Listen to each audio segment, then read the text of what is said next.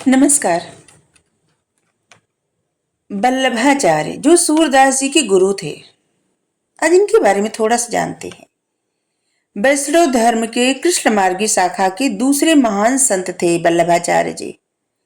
1479 में इनका जन्म बनारस में हुआ था और इनके पिता काशी की यात्रा पर आए हुए थे और उनके पिता लक्ष्मण भट्ट तेलंगाना के ब्राह्मण थे और यहीं पे इनका जन्म हुआ बनारस में, काशी में।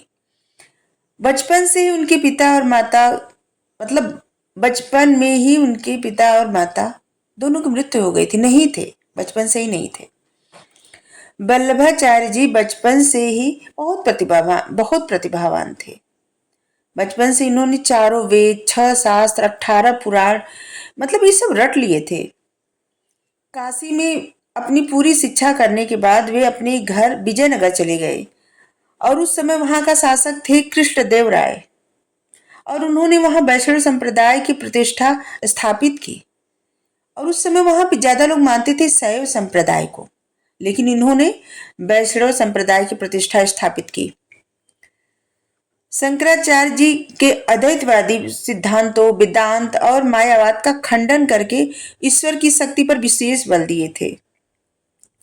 इन्हें जगत गुरु, महाप्रभु, श्री मदाचार्य इन सब की उपाधि दी गई थी। इनको विभूषित किया गया था। वल्लभाचार्य जी का दर्शन शुद्ध अद्वैतवाद था। वे कृष्ण भगवान के उपासक थे।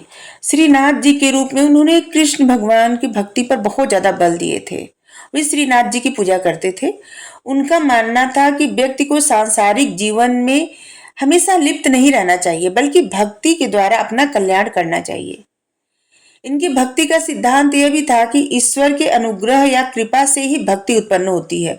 अगर ईश्वर नहीं चाहते तो किसी के मन में भक्ति नहीं उत्पन्न होती, और अगर किसी के मन में भक्ति उत्पन्न हो रही है तो इसका मतलब है कि ईश्वर की विशेष कृपा है उस इंसान पर। और इसीलिए वो हमेशा बताते थे कि उनके ऊपर ईश्वर की कृपा है।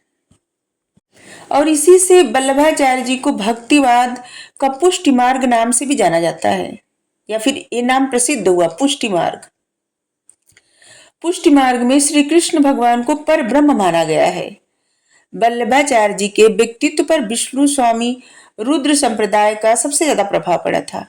वल्लभाचार्य जी शंकराचार्य के निर्गुण ब्रह्म के स्थान पर सगुण ब्रह्म के भक्ति पर विशेष बल दिए थे। उन्होंने शंकराचार्य जी के ब्रह्म सत्य मिथ्या के सिद्धांत का खंडन किए थे और प्रमाणित किया था कि जीव भी उतना ही सत्य है जितना ब्रह्म सत्य है।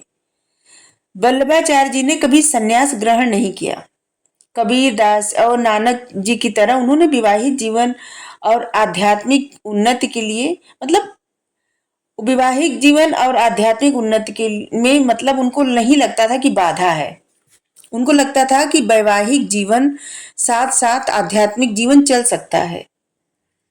और इनकी पत्नी का नाम था लक्ष्मी।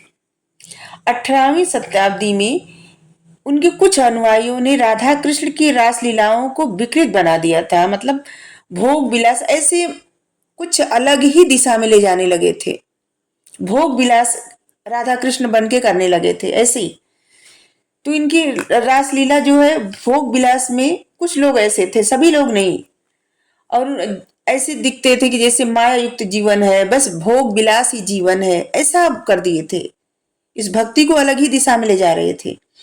यही कारण है कि वल्लभाचार्य जी के दर्शन को पूर्व का आनंद भोगवाद ऐसे कहा जाता है, विषयाक्त संप्रदाय ऐसा भी कहा जाता है।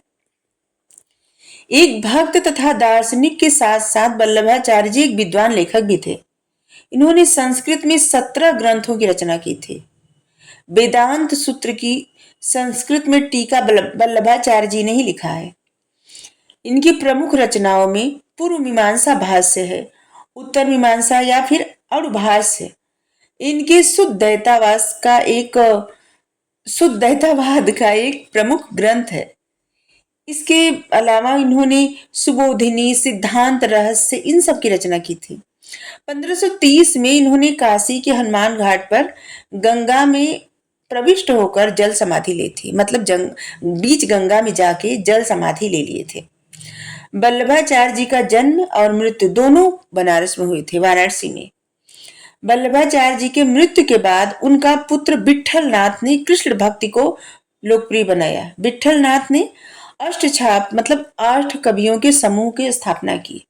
अष्ट कवि जिनको कहा जाता है, अष्ट सखा, अष्ट कवि, अष्टछाप, वही कुंभन दास। इनके जो अष्ट कवि थे ना, 8 कवि, उनमें नाम था कुंभन दास, सूरदास, कृष्णदास, परमानंद दास, गोविंद दास, छित स्वामी, नंद दास, चतुर्भुज दास।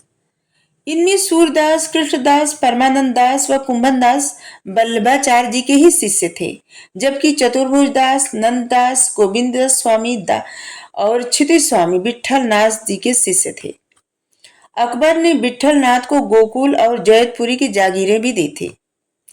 84 वैष्णव की वार्ता सुनकर के पुस्तक के लेखक विट्ठल नाथ थे। ये 84 वैष्णव की वार्ता सुने और उसके बाद एक पुस्तक की रचना की और उसका नाम भी रख दिए, 84 वैष्णव की वार्ता। कुछ विद्वान इनकी रचना का श्रेय विट्ठल नाथ के पुत्र और उत्तराधिकारी गोकुलनाथ को भी देते हैं। और ऐसे बताया जाता है कि अकबर ने कई परीक्षा भी ली थी इनकी। तो इनके बारे में इतना ही। Thank you. अगर आपको कुछ सीखने को मिला तो थैंक यू सो मच।